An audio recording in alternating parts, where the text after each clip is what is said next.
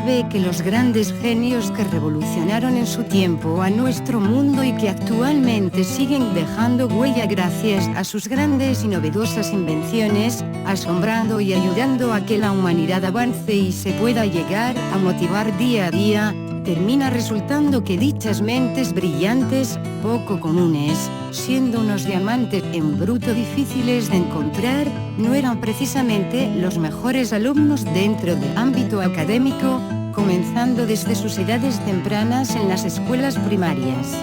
Tal vez eran aquellos alumnos tachados como el centro del problema y que terminarían siendo excluidos del salón de clases. Todos tenemos clara esa imagen cliché del niño problema que alborota a la clase de manera extrovertida, provocando desorden, o aquel niño introvertido que se ensimisma repelando lo que rutinariamente dice el profesor clase tras clase. Este punto inicial es un gran punto de partida que nos hace cuestionarnos de la incoherencia en la relación del dato, no dejándonos encuadrarlo a primera vista, surgiendo dudas que tienen que ser explicadas para llegar a comprender lo supuestamente inexplicable. Es por eso que en este escrito trataremos de abordar las causas ocultas de la educación y quién toma el papel primario para comprender y solucionar los problemas educativos.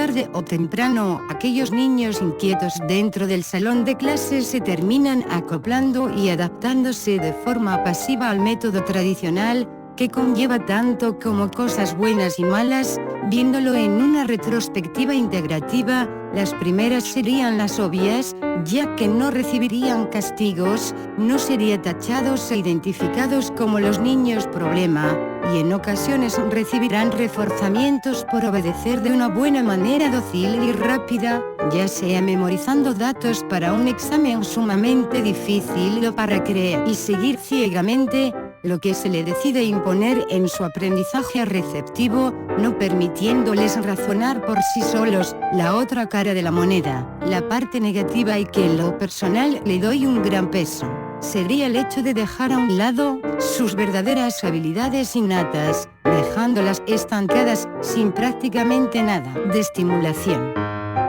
Este tipo de disgustos en la zona educativa generaron que hoy día la psicología educativa surgiera y tenga un auge como subrama de esta ciencia, rompiendo esquemas con la vieja escuela tradicional, surgiendo desde hace un par de décadas nuevos modelos educativos que fomentan precisamente cambiar paradigmas pasados y llegar a ver la educación de una manera innovadora, donde el alumno termina siendo el punto más importante, donde él sepa construir de manera individual su conocimiento.